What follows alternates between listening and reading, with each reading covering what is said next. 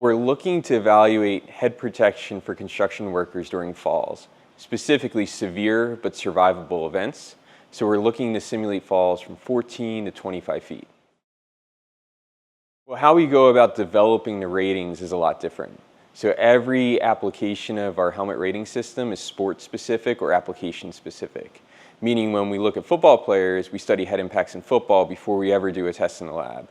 When we look at bicycle crashes, we see what they are like in the real world, how people are hitting their heads, and then replicate that in a different manner. When we went to develop construction helmet ratings, we had to figure out how people were getting hurt in the real world. We focused on falls first, we used accident reports, and now we're simulating those falls in the lab. So with the safety helmet ratings, we're actually looking at more than just brain injury. We're looking at catastrophic head injury as well. So for every drop or do, we're evaluating the risk of skull fracture and how well these helmets can prevent that from occurring. Some of the main takeaways that we're seeing so far is that Type 2 helmets, or hard hats that have some sort of energy absorbing material in them, do a great job at reducing catastrophic head injury risk, where your standard hard hat, a Type 1, which is just a suspension system, has very high risk for some of these falls.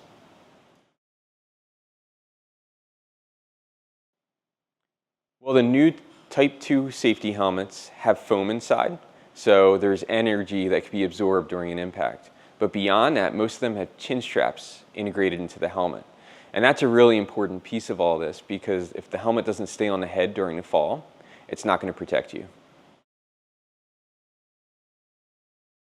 So these hard hats exist to do a better job protecting the workers.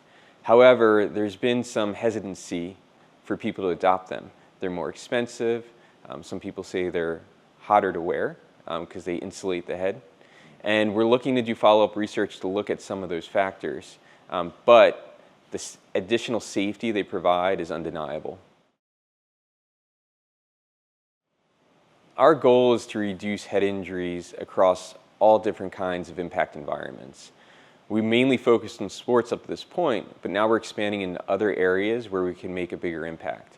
And some of that involves looking at life and death questions, skull fracture, severe brain bleeds, and how we can prevent those in industry.